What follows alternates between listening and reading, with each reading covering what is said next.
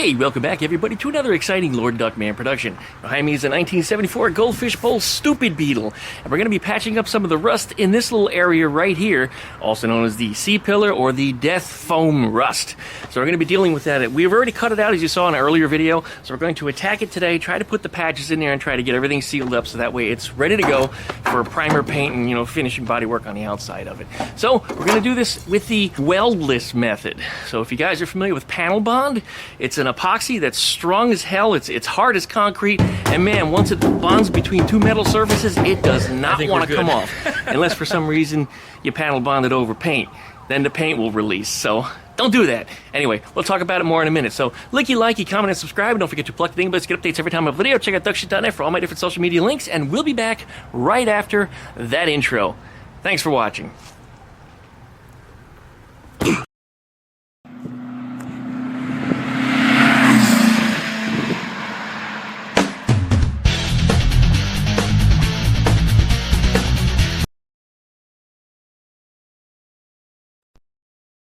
Well, by the time you guys are seeing this, it would have been almost 2 weeks since I've made a video. It just kept raining. I mean, it rained for a week straight, maybe longer than that. And while I had this thing covered up as best I could, the fact is, it still got wet in there. So I had to cat piss over everything again. But see these two panels here? We're going to show you in this video how I made these, how I got this far. And hopefully by the end of this video, we're going to have these things mounted in there properly using some panel bond. That's right, because we're not going to do any welding on this.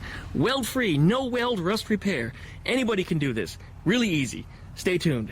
Alright, the goal here is to get a patch in these holes. This one I've already made. I've already flanged the edges of it, and it should fit right in here, just like that. It actually fits quite well. Now these magnets are incredibly convenient for this job.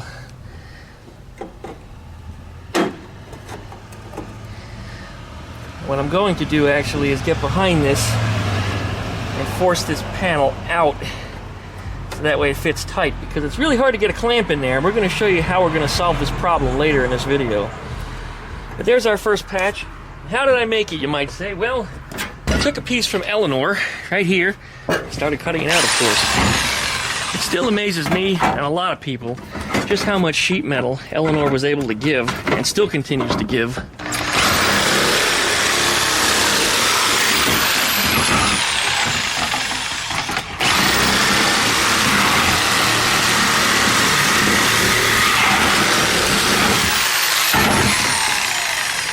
Curly cues.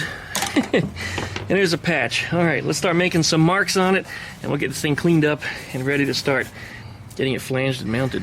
And I found it to be really difficult to get this thing up in here like this. It wouldn't go in there like that. You can't go down. I mean, you can, but you can't turn it once it's in there. You can't really go anywhere. But I discovered that this way you can actually slot it in. That worked out pretty conveniently. And it also sits in there because there's two structures that they stand up vertically in here, and there's a layer in between, or not a layer, a gap in between it. This sheet metal actually slides up in between it. But anyway, once we're in here, we need to make our marks. You probably saw the marks are already on here. It's because I did it before I hit the record button on the camera. Use a screwdriver for it, but you can use a punch or a marker or a pencil. Screwdriver just happened to be convenient. But that's where we're going to flange. I might have to trim a little more off of this, because the flanging tool, which I keep saying flanging, you guys may not even know what it is. This is it. And what this does is it allows you to, am I putting this in right? No. Put it in correctly, Duckman. Yeah, I'm going to have to cut this down some more. It allows you to put the metal in here. And you see what it did? It put a flange edged on it. So now when I put it up underneath, it's going to have a nice flat surface. So this will be glued in from behind. So what I need to do is I need to go all the way around this and flange it right at the line. Actually, just a little bit behind the line, or inside of the line here. So that way it will fit in there perfectly and not have any gapping issues. And that's actually backwards. I think we had it like this. Yeah, so it'll go in just like that.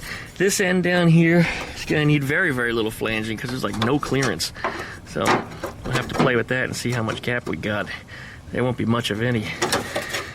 Alright, and like I said, I think I'm going to have to trim this down, because when I get in here, looking where the flange tool goes and where my line is, you see there's it's not enough, so it has to be cut back a little bit more. Not a big deal. I don't think it started recording until I got too far past the flanging point here. Alright, here's our piece. You probably noticed I already bent a little curvature into it as well. It's a delivery truck dragging something on the ground. As long as it's not a body, I guess it's okay. Anyway, I got it conformed a little bit so that way it should kind of fit against this body here. It's not exactly perfect. Looks like it needs to be bent this way. Woo, that's really close. That was good, Duckman. You did the right thing for a change. Doing things right. People on the internet aren't going to tell you what to do so much if you keep doing things right. They're not going to know what to do with you anymore. Alright, now here we go. Flanging away. So we got to run all the way around this thing. And this will somewhat straighten out the panel, so that curvature that I just bent into it is probably going to come out of it somewhat.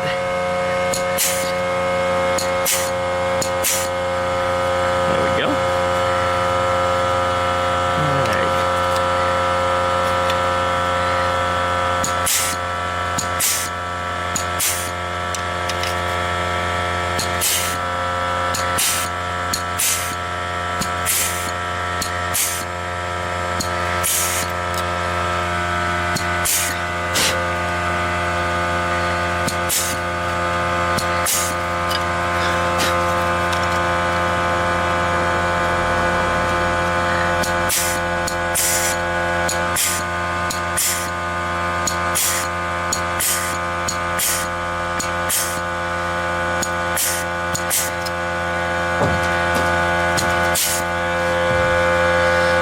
Compressor finish up, and then we'll come back to discussion on what we got going on here. Here's our new piece. Looks like we gotta do a little bit of bending on it, as I said, the flanging tool kind of warped it a little bit. That's just what it does. Not a big deal. Okay. Yeah, it looks pretty straight. This corner looks like it needs to bend in a little more.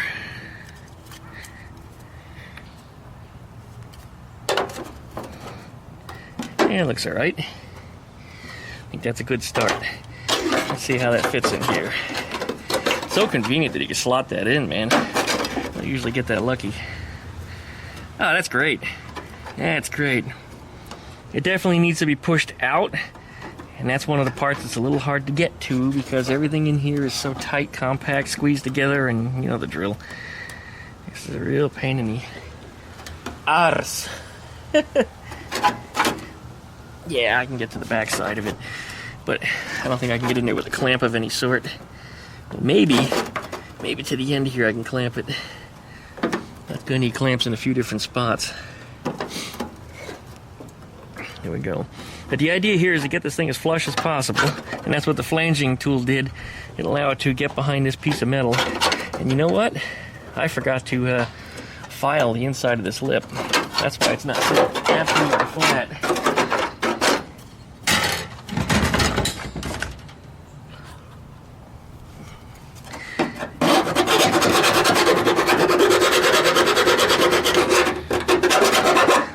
Yeah, there's a burr under there.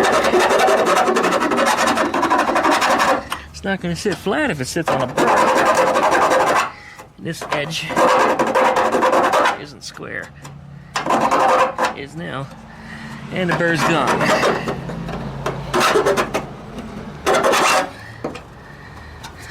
Alright, this one is a little harder to get there. You can hear the burr. I got snagged on it.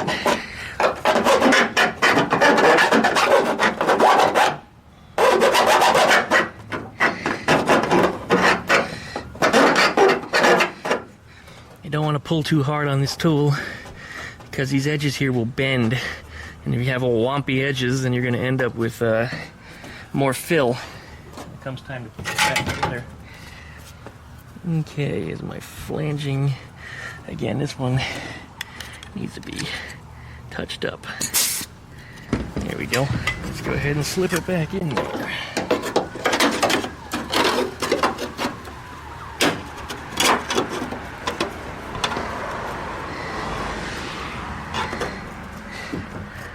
Not a bad fit. Not a bad fit at all. I'm just going to touch it up a little bit, and I'm going to strip all the paint off of it, because when we put panel bond on things, it doesn't like to stick to, well, it'll stick fine to the paint, but the paint won't stick to the metal. It'll release. You want metal to metal, or at least metal to panel bond to metal, so that way the surfaces are nice and tight. When it gets glued on there, it'll be good. It ain't going anywhere. Okay, I think that's pretty good. It just needs to be cleaned up a little bit. We'll get it in there. And I still need to come up with a little patch for this hole here. I don't want to cut that out because that's right on the body swedge line here. And if I cut that out, then I end up with a little piece of foam under there. Yeah, it just came out. Went into the louvers. All right, well, anyway, I didn't want to cut into this because this is where the body's line is, and sometimes you end up with all wonkiness here. This has been derusted, it's been cleaned, it's been sealed. Of course, I cat pissed it, so the phosphoric acid will do its job, and it'll stop it from ever rusting again. So we're going to put just a little panel behind it, a little tiny thing, I mean, not much bigger than the pad on my finger, and a little bit of panel bond in there. And panel bond does sand down pretty good, so it'll be a pretty good piece of fill, and I should get that covered without having to tear that up anymore. Yeah, what am I doing? It doesn't work that way, Duckman. It works this way.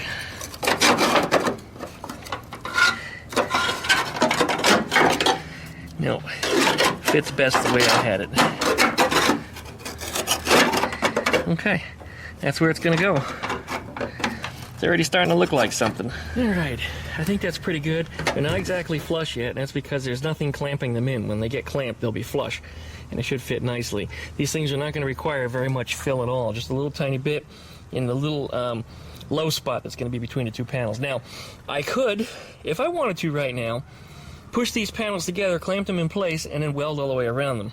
This flanging is another way to weld without your welds burning through so easily, rather than butt welding. This is a lot easier because you're going through two layers versus just two edges, so you don't burn up the metal quite so much. So this will work out quite well if you want to weld it. And it's still an option. But what we're doing today is trying to demonstrate that you don't have to be a welder to fix these things, and this will be a good lifelong repair, especially with that death foam out of there. Anyway, let me show you what's coming up next. What we did here is I've already painted the inside of this, so this will not rust again. That was the goal. So this sucker is ready to go back in the car. So this should get us taken care of. So anyway, just wanted to demonstrate this because I'm sure I've got my doubters. But once you clamp all this together, you see how those gaps disappear? Get a nice smooth transition across it. I mean, there's a little bit of a trough, but it's a nice flat edge. So anyway, we'll get to that in the next step. I'm gonna take a break for a minute. I got an appointment to go run to, and they'll be back after that. But otherwise, the next step is to get on the inside here and start sanding out these edges. And I've got a tool for that. This was recommended to me by Earl back in the, well, pre-Eleanor days, before he had Eleanor over there. So I should be able to get up on the inside here and sand out these edges. That way we got some nice bare metal on the inside. And then we can start getting to panel bonding and getting things clamped together and letting it sit overnight. And when it becomes hard as a rock, then we can do some final sanding, a little tiny bit of fill, and this car's on its way. Gonna break from that for a moment. And I took the wheel off the 350Z.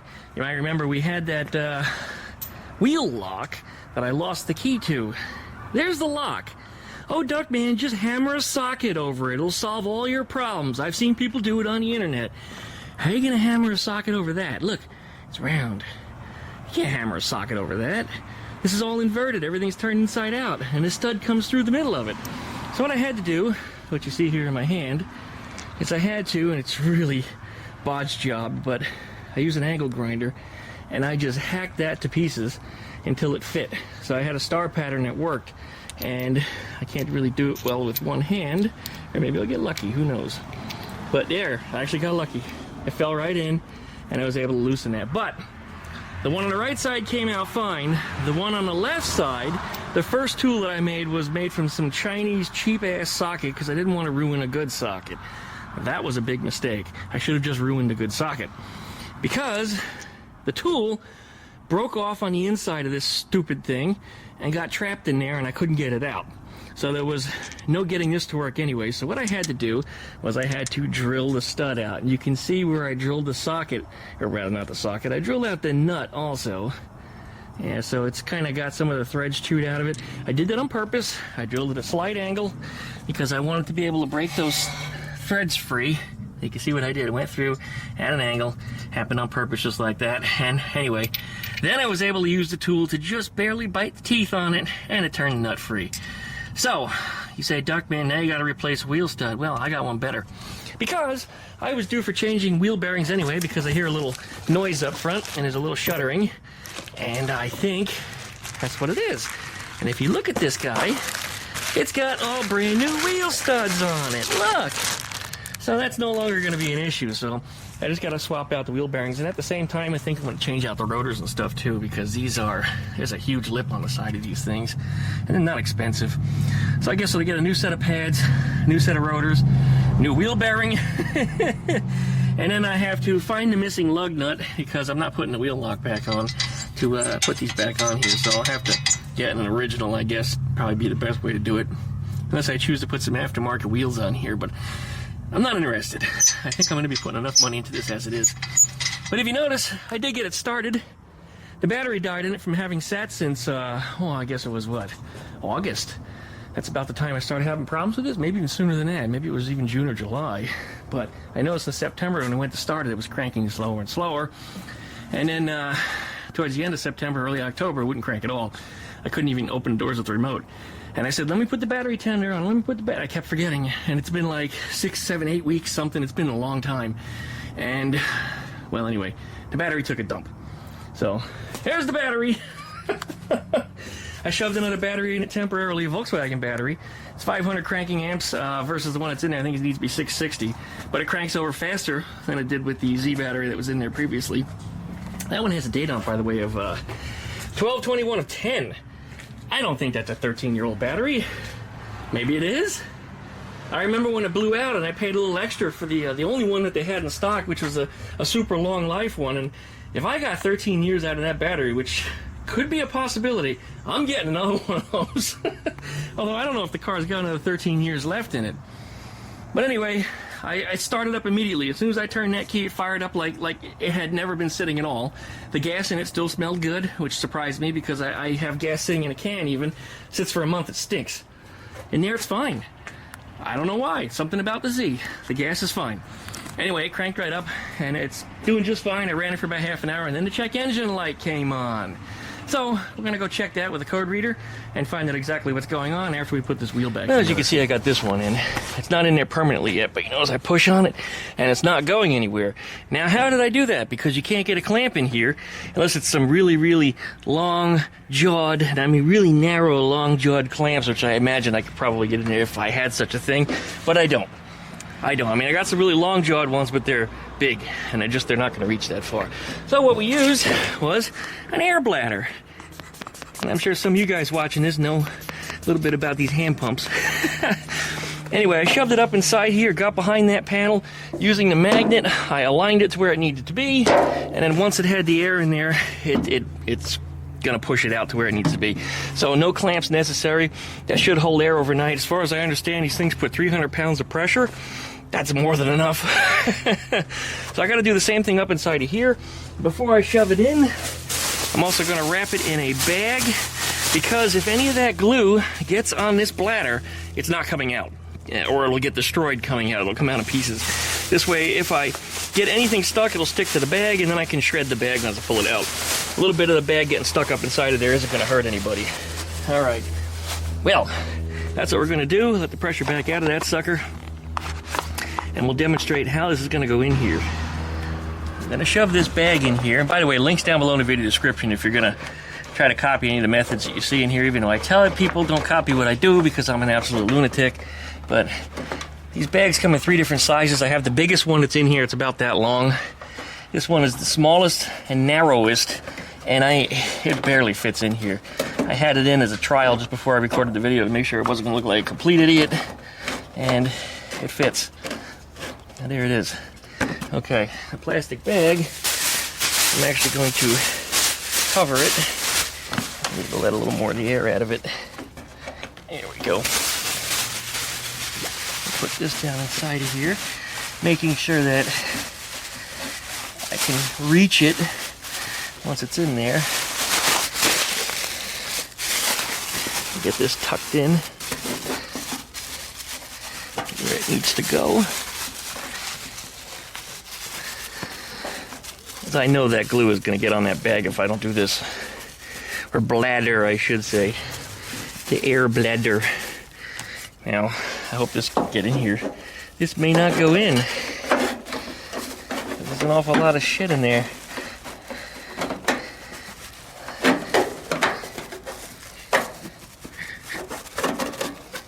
Well, it's going in.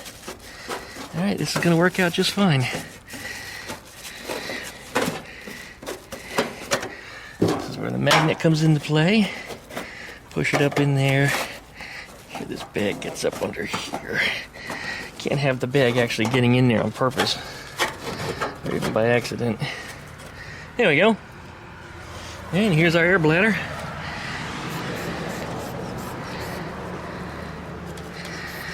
We'll see how good my bends are, and if this thing fits like it should.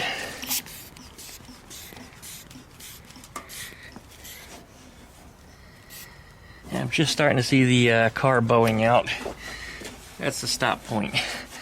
Yeah, we're almost flush. A little bit of filler will solve that. Wow, we're just about flush here, though.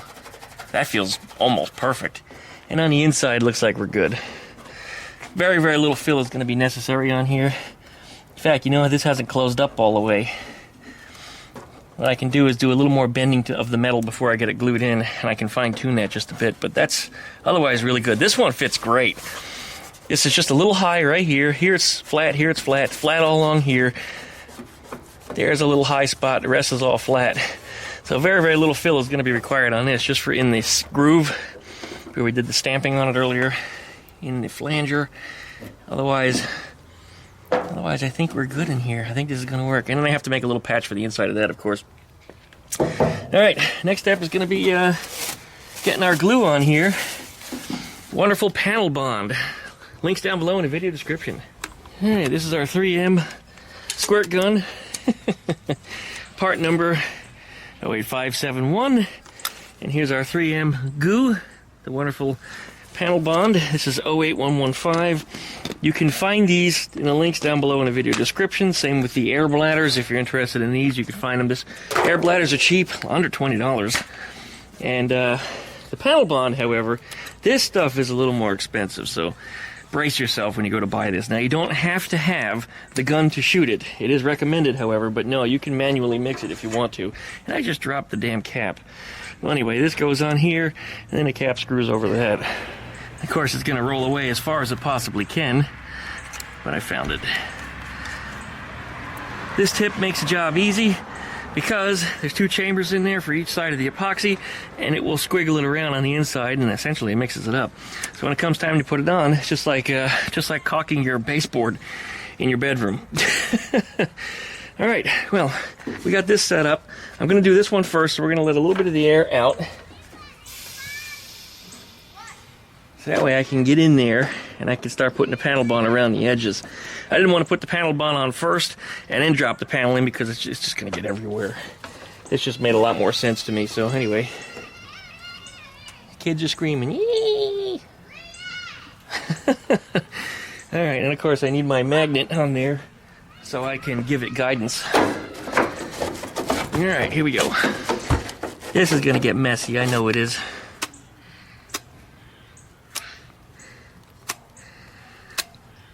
Funny is the panel bond handle is actually a little big even for my hand. You never hear me complain about things being too big to fit in my hand, but this one is a little awkward. Of course, you want that metal on metal bond, so make sure you put it in here.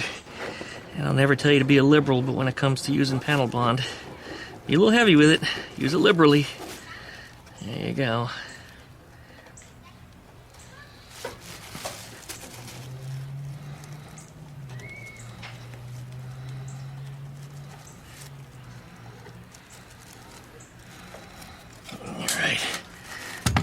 Go. Put that into place. Ready with our pumpy.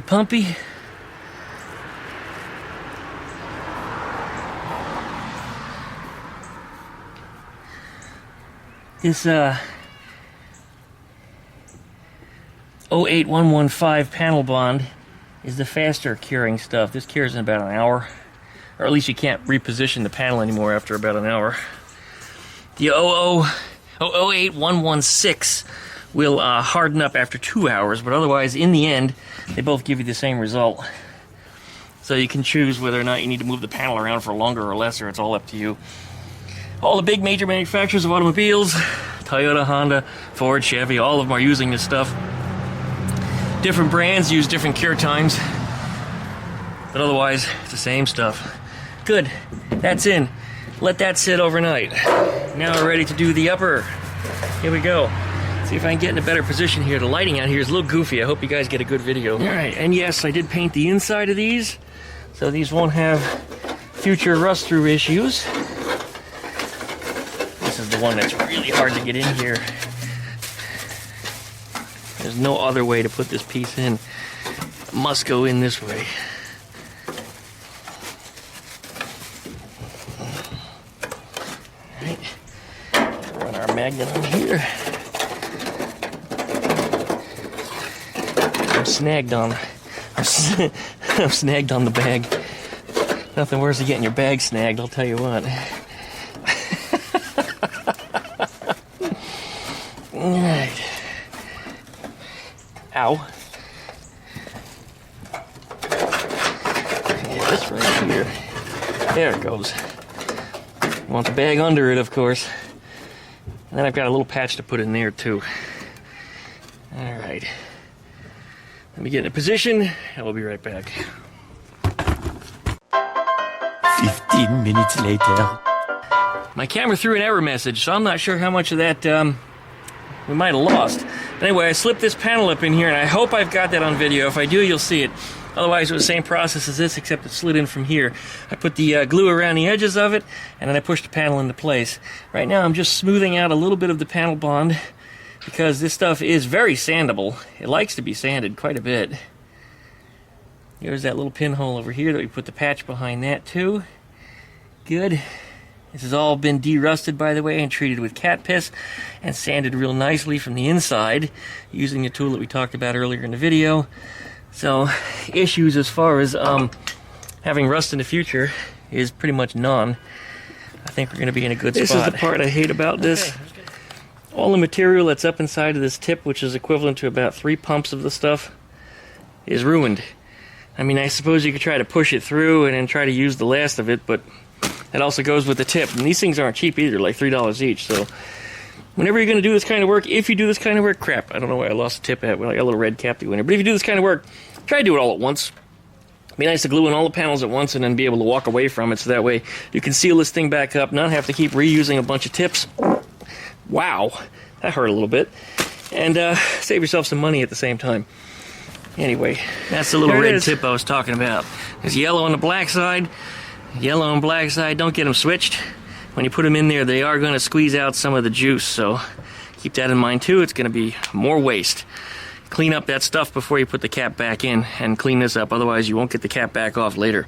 Just words of wisdom. I've been here down the road enough times that I know what I'm doing, and I'm sure somebody will tell me otherwise. But anyway, yeah, push it in there, clean it off, put it back in. You'll be good to go. The longer it sits here, the more of it seems to be squeezing out. I guess it's just the nature of, compression. But look at that. Hey, nice and smooth, flat. Again, when this stuff hardens, we give it 24 hours. Tomorrow afternoon, I could come out here and sand it, and then I could just give it a very light skim of a little bit of Bondo, and it's done. That's all there is to it. And then I have the job of getting the air bladders back out the other end of it. And like I said before, hopefully they didn't get themselves glued in. That's what the bags are for. So that'll be fun extracting them, and I'll try to do it on video for you guys.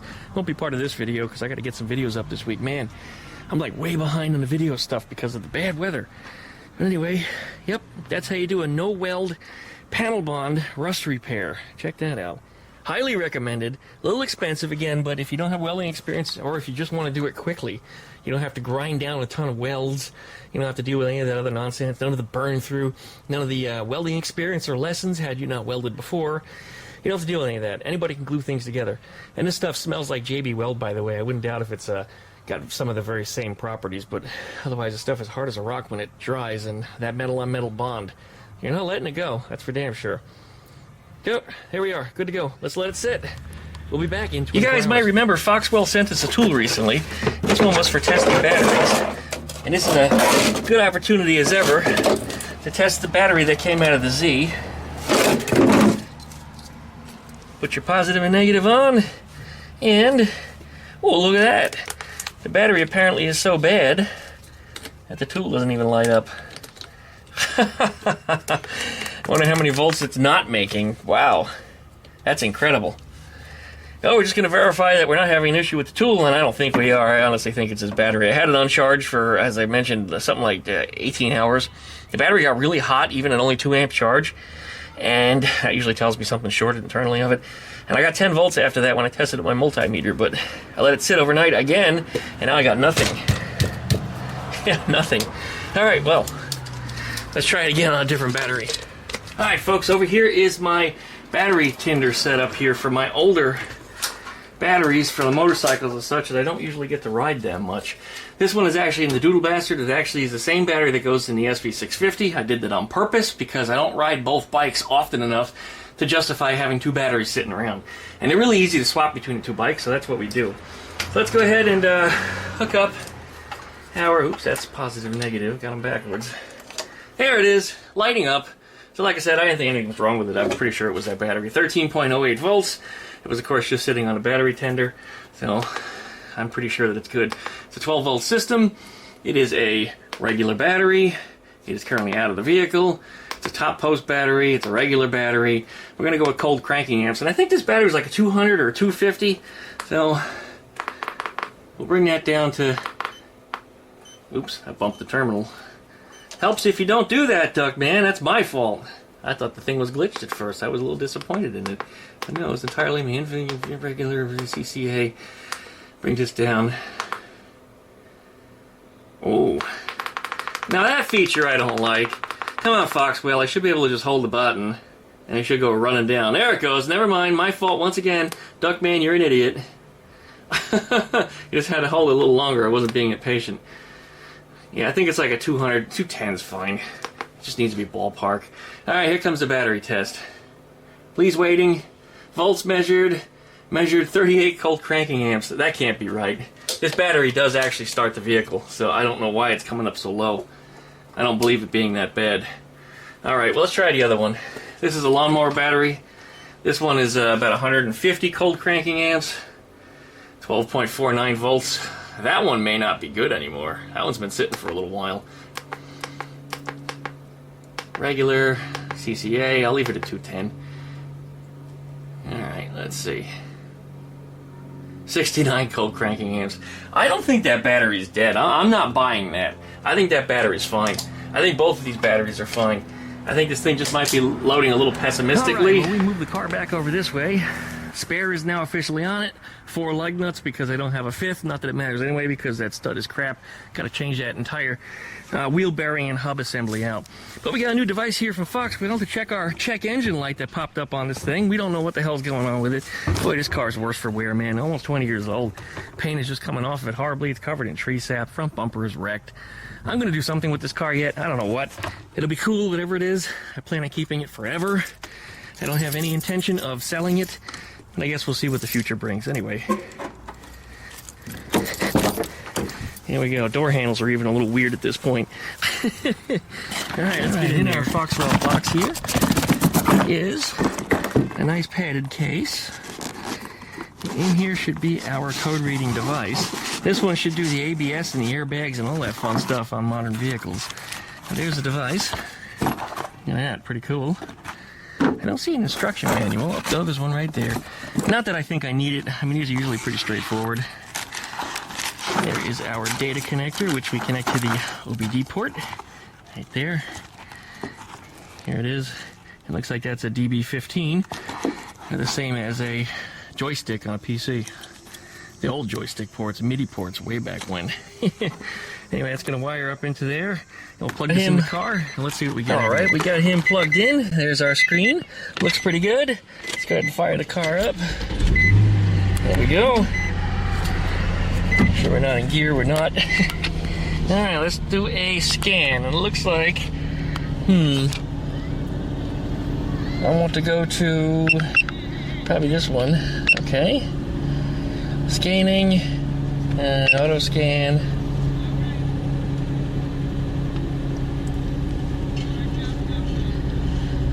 It's going to find all the devices that are available that this car has, you know, all the airbag, ABS, all the engine monitoring components, all that stuff. Gonna check all the sensors, yada yada yada. It might take a minute for it to come through because some of these cars have a lot of that crap. Although this one being an 05, almost 20 years old, it's got a lot less of it than a lot of the other cars do nowadays. We got a regional thing here which didn't work the way I thought it did.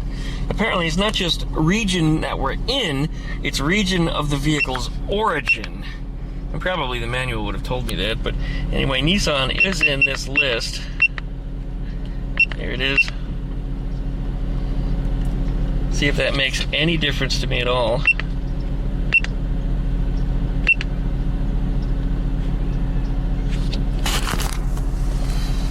So scanning my engine.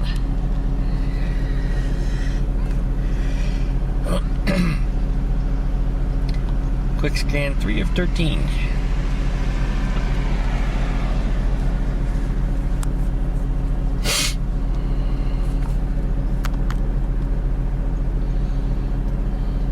Passing it, no fault. Good. I don't know what was up with the check engine light. ABS will probably be fine also. I've never had any problems with the brakes on this car. No problems whatsoever. The only time I had a brake light on was telling me that my fluid was low, and that's only because the pads were worn. It caused the fluid to be pushed out into the calipers and caused the reservoir to drop low. So as soon as I put new pads in and pushed the fluid back up into the reservoir, guess what happened? The light went out. Real simple design how that works. Alright, 5 out of 13 for testing my ABS. Might have something for airbags and stuff too, unless that's part of the ABS, I don't know. Or is that SRS? I'm not up on these new cars. There it is, airbag, it's got its own thing. Jeez, I hope it doesn't blow out while I'm sitting here. That would suck.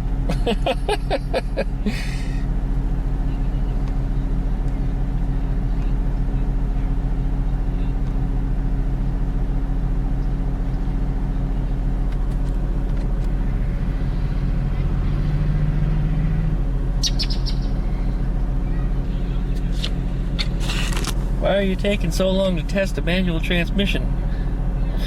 Yeah, see, it disappeared. No transmission test. Anyway, everything passed on this car with no faults. I don't know what my check engine light was all about. As I said, it was probably just sitting a little while. I had some bad gas in it, and the knock sensor probably acted a little goofy when I first fired it up. But either way, the problems have gone away. Been good since. Okay, are you sure you want to exit? Yes. And go back, go back, go back, go back, go back, go back, go back. Alright, links down below in the video description. That's Foxwell for you. This is their AutoMaster Pro code scanner. Alright, just to make sure nothing's wrong with this little battery tester here, which I think it's fine. I think it's just the batteries inside are getting a little weak, which is kind of disappointing. Alright, battery analyzer. Let's see. 1 volt. Not even 1 volt. Something's wrong. Alright, try again. 12 volts. That's better. That was definitely a bad connection. Alright, 12 volt system regular out of vehicle. CCA 500. Testing.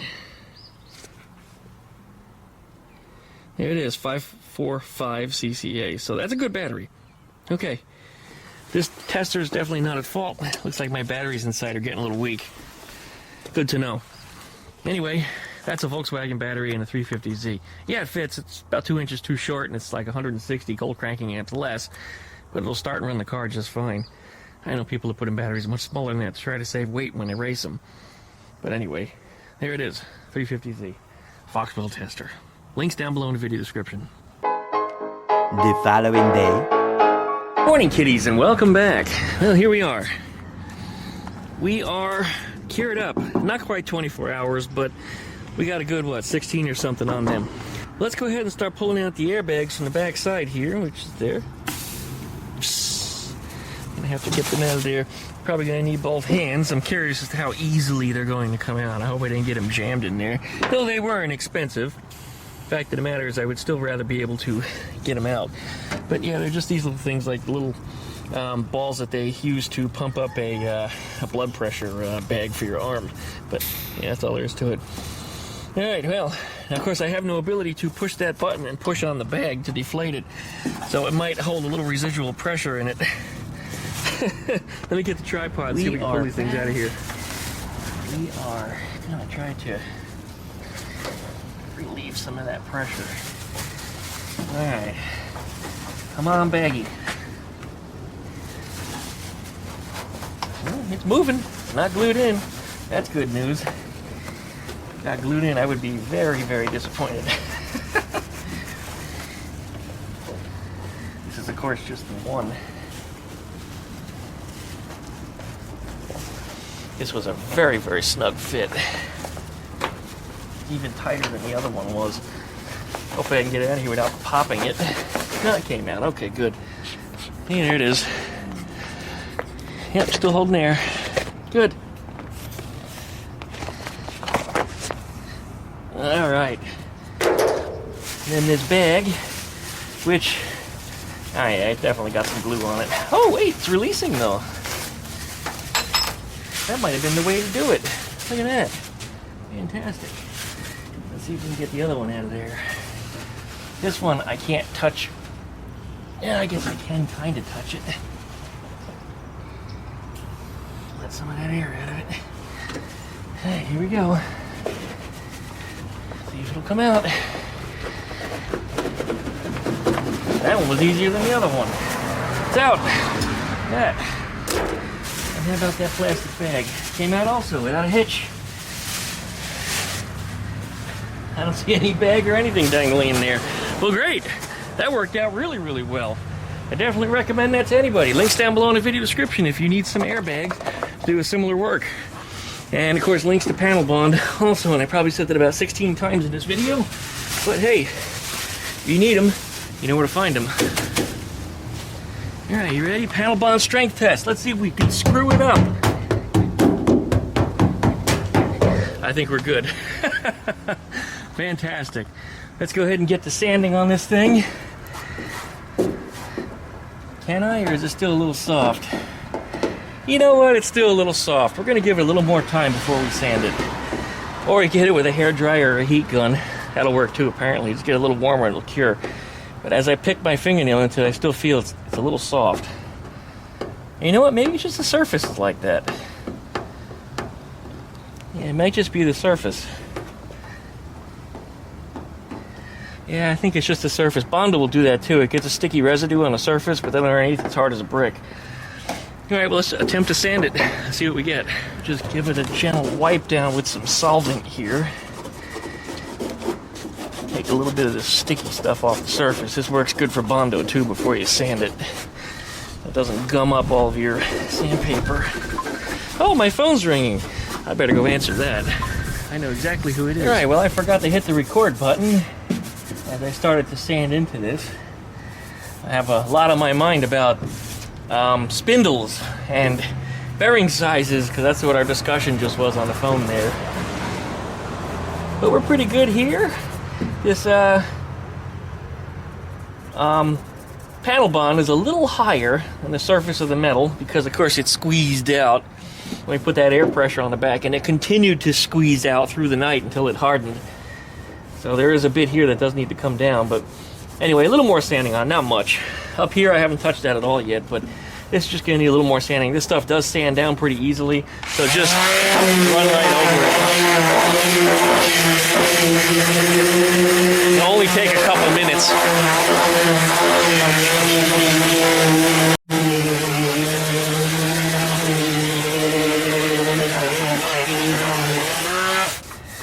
This is a little concave, which surprised me. I figured it would have bowed out a little bit with the air behind it, but no, it actually caved in just a little bit.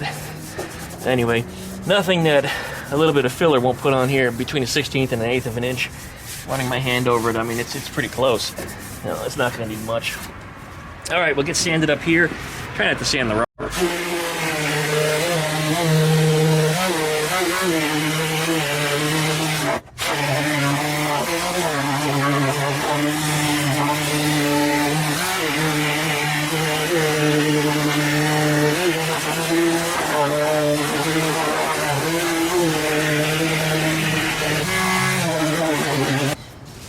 Oh, sandpaper moved. Relocate the sandpaper, buddy. Still good sandpaper. Hasn't even gotten chewed up or ruined yet.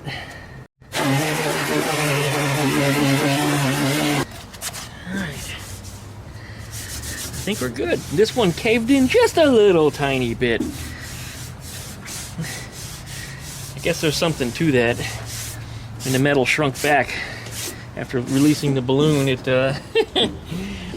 didn't have as much expansion in it, I suppose, because when you put the air behind it, it opens this up, and then the piece is in there, so that way when it went back down, it sucked it in. That makes sense.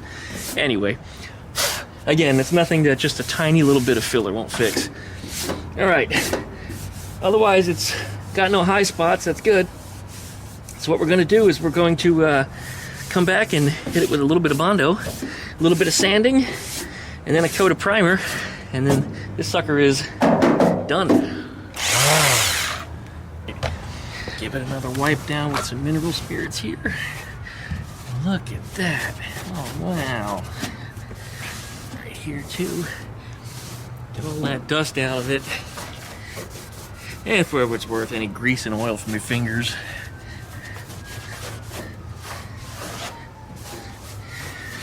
There you go. If you guys ever worked with Bondo before, you know what you need to do.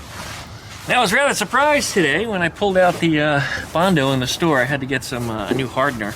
I couldn't find it, and then when I realized it was blue and not red anymore. Bondo's been red as long as I can remember, since back I was in the single digits when my father first told me what Bondo was. Anyway, now it's blue. And I almost didn't buy it until I saw on the label that it said, same great taste, but now in blue. And I said, all right, well, that's the right stuff, so we'll give it a shot. So, we'll put blue Bondo on the blue car, although it's red also. This turned out good. I mean, there's... Other than the middle of this going a little concave... Yeah, other than the middle going a little concaved on these, the transition is pretty flat. It's not bad at all. Alright. Again, anybody can do this, even if you can't weld. Alright, that's our first skim coat and sand. And the guy I used to do drywall with told me once upon a time, he says, you'll never get it right on the first skim coat. And if you're somebody that can, then you're too expensive to work for us. Anyway, that's the first one. The second one is usually get it. But you can see our low spots in here. There's a hole in there, there's a hole in there. There's some grooves in here from when I swiped it. So, anyway, one more skim should get it. And then I should be able to do a light sand on it, and then put a little primer in this area, and just get it covered up. Alright, there's our final skim. I think it's going to rain out here. The good news is it's a seal up. I don't have to worry about covering it. Well, I probably should, because guess what Bondo is made from, if you don't already know? It's made from talcum powder. Talcum powder is highly absorbent. Anyway, I'll try to put a cover over it, but the trouble with a cover is rain will still have a tendency to want to run down the side here, which is why I said when I covered it the other day, all my work still got wet. It didn't seem to matter. You have to cover the whole car, and it has to be completely impervious to water. Otherwise, you're screwed. Alright, well, this is going to dry up and harden. It's almost there. A few more minutes, I can start sanding it. Yeah, maybe we'll do that. We'll see how much light is left. Alright, I think we're going to put a cap on it. It does need a lot more sanding, and in fact, throwing a coat of primer on it made it very obvious where my high spots and low spots were. So very light sanding on this, and another coat of primer, it should be okay. One thing we want to talk about before we leave today, look at that. This is our foam that was sitting in the brake fluid. It's still in the brake fluid, and here we are almost 2 weeks later, and look, it hasn't broken down at all. In fact, this piece, which was the older style foam, which looked like, you know, a wad of phlegm when I got brake fluid on it, really hasn't changed either. So anyway, it didn't do any breaking down of it at all. Boy, that's noisy. That was a twin. Sound like an SV, and yeah, he did that on purpose when he saw me. Anyways, yeah, brake fluid did nothing to it. We also tried a brake clean, which is brake parts cleaner. I also tried carburetor cleaner, as well as the stuff you saw or heard me talk about it in the earlier video. So far, nothing has broke this down. I think this compound that's in here may be organic. Maybe it's ground up horsehair. You know what I mean? That stuff's really not going to break down. Although whatever polymer is holding it together, you think would have. But you know, so far, no luck. We'll keep trying stuff, but I mean, I'm just about out of things to clean it with or break it down with. Brake clean did clean it, by the way. It turned it white just like the gasoline did, but the gasoline did it a whole lot faster and it did it a lot cheaper. So anyway, if you want to clean the foam, yeah, use gasoline. Brake parts cleaner is a second. Anyway, I guess that's it. So we're gonna wrap this video up. So, you know the drill. Licky, likey, comment, and subscribe. Ambulance everywhere, man. Don't forget to plug that dingle bell so you get updates every time I upload a video. Check out DuckShit for all of my different social media links. If you're interested in some merch, I've got some new shirt designs. You can find them up on my website, duckshit.net. Click on the shirt link. It'll take you over there. Or down below this video, down below all my videos, is what they call the merch shelf. And it's all kinds of stuff there, too. New merch isn't showing in there, but it will take you to the store where the new merch is at. So have a look around. Thanks, everybody, for watching, and we'll see you guys on the next go-round. I got go-kart stuff coming up. Wait till you see it. This is going to be a cool one. Stuff's coming in tomorrow. Anyways, see you guys next time. Thanks for watching. Well, I did tell you it was going to rain, didn't I? This is our solar eclipse baby, by the way. About 10 days old. I'm thinking a boy. I've been wrong 100% of the time, and I hope I'm still wrong now. I'd really like a girl, but we'll see what happens. Right? If it's a boy, it's Sol. If it's a girl, it's Luna. Anyway, here's my work behind me here. You see, the rain didn't get in there because it's all nice and sealed up. I hit it with a misting of black paint because I was going to sand some more, but didn't get that chance. Oh, and one more thing. We're talking about a new go-kart project. There it is. Well, you have to wait for the next go-kart video to get an update. Thanks for watching.